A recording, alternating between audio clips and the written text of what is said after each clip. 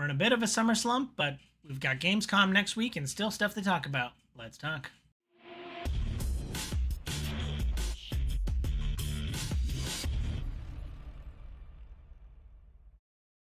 What up, viewers? What up? What up? Calc Soups here, and today is Friday, August 15th, and that means it's time for a quick recap of the week in video game news.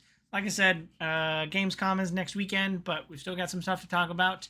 And the first of which is Pokemon Legends. I get to see hands-on, or I watched a video with GameSpot getting hands-on to Pokemon Legends, and it seems like the Pokemon Company is treating Legends like they're experimental kind of Pokemon games. As you might remember from Pokemon Legends Arceus, the previous one, where you had to actually like craft up your Pokeballs and throw them at Pokemon by sneaking up on them. That was really kind of a new thing for Pokemon, is like having to sneak up on them, get them low in a battle, and then throw a Pokeball at them. From what we saw of this new preview with Pokemon Legends Z to A, or ZA, or whatever you want to call it, they're doing a real-time battle system. So no longer are you going to like go into kind of a turn-based mode where you pick an attack, they pick an attack, back and forth and all that kind of stuff. Looks like abilities will have cooldowns, and then you can just kind of like cast your stuff at the other Pokemon. So should make for a pretty interesting battle system, and really mix up the kind of Pokemon formula. So interesting stuff there. I think ultimately Arceus had a lot of flaws that I think prevented a lot of people from like finishing it, much like my own playthrough. But it did have really good ideas, and it would be cool if they could take some of these learnings from these Legends games and then port them over to the mainline series, which was somewhat of a letdown. Why Sword and Shield was such a letdown was like, you give us this new unique gameplay style, and then it goes back to the normal, it goes back to the original gameplay, and that gets a little frustrating. But hopefully, this interesting real-time battle system can hopefully liven things up, and I might actually pick up a Pokemon game, which I haven't done since Sword and Shield. But I digress. Let me know what you think of Pokemon Legends down below. Jurassic Park is finally releasing a first-person survival game, which is much in line with how I picture the first Jurassic Park movie, as a horror game. I don't know if you agree with me or not, but it is I think it's very much like a horror movie, even if it's got big scary monsters in it. We got to see a little bit of the new Jurassic Park game, Jurassic Park Survival, and it talks about how it's going to take a place a day after the first movie ends, and the park's gone to crap, and we're not playing a park simulator anymore. It'll be interesting to be kind of a character and have to survive with all these kind of evil monsters running around. So I know that my dinosaur loving child will definitely love it as soon as he's old enough to enjoy Jurassic Park, because it's a horror movie and not for little kids. I'm excited to see what's coming out with this new Jurassic Park game. Overwatch is adding a new character. I don't usually keep up on it, but this new character kind of caught my eye. Wu Yang, I believe, is the character's name, and it's a healer that hydrates players, which everyone could do with a little bit more hydration. Remember that, gamers? But I also saw articles talking about how it's very DPS focused, or at least puts out a lot of damage, which might be kind of new character syndrome, where they dial it up and then they have to kind of balance it back down.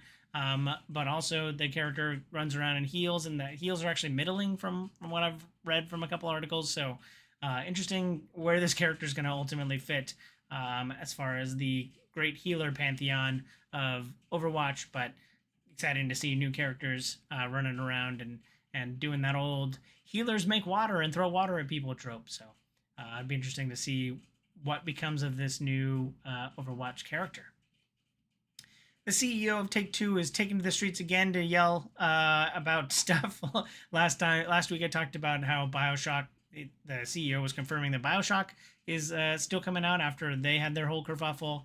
This time he is confirming that GTA 5 he's very confident that GTA 6 will not be moved from May 26, which would be remarkable, considering I think every time I've gotten a release date for a game more than a year out, it has definitely moved.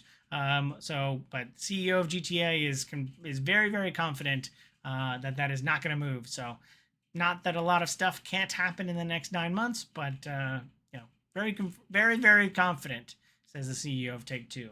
So, mark your calendars and maybe put an extra circle around it, confirming its release date of May 26th of next year. Battlefield 6 continues to do open betas or beta weekends, and this week they actually beat Call of Duty's record for concurrent players and reached like the top 18 or 20 or so record for concurrent players of games on Steam, with over 500,000 players concurrently. So, I think a lot of signs are pointing towards Battlefield being a big player coming this, the end of this year in Q4. And a lot of people are exciting. It's kind of everywhere right now, so it's kind of hard to miss. But Battlefield 6 had a lot of concurrent players on its beta weekend. So interesting to see that. Wizards of the Coast is definitely looking for more devs as they talk about Baldur's Gate 4 and what that game's going to look like. Somewhat confirming the existence of the game. We know that Larian has stepped away and they're not going to be working on the next Baldur's Gate game. They're probably going to take what they learned making Baldur's Gate 3 and just convert it over into their system to make Divinity 4 or whatever, Divinity 3, which will be Game of the Year when that comes out. But Wizards of the Coast has their hands full trying to find a dev to fill their shoes. Larian, I always say, is the kind of number one CRPG player, considering Divinity and Divinity 2. I think we're both nominated for Game of the Year, and 2 won it. And Baldur's Gate 3 won it. So they obviously make really good CRPGs. I like Owlcat, but they kind of seem to have their hands full with like Warhammer and all the Pathfinder games and now Starfinder games. So I think their hands are full. And I always think of them as like, the silver medalist as far as CRPGs go. I'm curious what you think the third kind of best RPG maker is out there. So it'd be interesting to see, who's making that, who Wizards can find. Are they going to bring some other people up, or are they going to take some? I bet they're going to buy some pedigree with whoever the third, place CRPG maker is. So it'd be interesting to see who they find or who they pick to pick up that mantle, because they got some pretty big shoes to fill. Vampire Survivors is getting turned into a board game. Interesting for an auto shooter like Vampire Survivors. But I could definitely see some pretty fun mechanics of like you pick an ability and it shoots a random monster and you're kind of moving around a map and the monsters are coming in towards you. So I can definitely see how it can be converted into a board game. Although it feels very interesting as a kind of mobile game turned PC game. But Vampire Survivors. If you can't get enough Vampire Survivors, you can soon play it with hopefully friends on your tabletop soon. Speaking of actual video games, Midnight Murder Club has reached its 1.0. Midnight Murder Club being the run around in the dark and shoot your friends game that was in early access for like 5 months. This week it is now officially out of early access into 1.0 launch. You can buy the game for $10, and that gets you a copy of the game, and then you can invite up to 5 other players to trial the game, I believe is from what I've looked into. But you can get all 6 players running around. You can get a game up and running for just $10. So hopefully I can get a handful of friends to play that with me this weekend. And I'm always looking for fun multiplayer games to kind of get a couple sessions out of with my friends. So I'm excited for Midnight Murder Club coming out of early access. Nexon talked about their next game this week with a trailer for a game called Wuchi the Wayfarer. And it has some pretty cool tropes that you could probably see into it. You play as a magical sword-wielding character who runs around and fights monsters and evil spirits and stuff like that.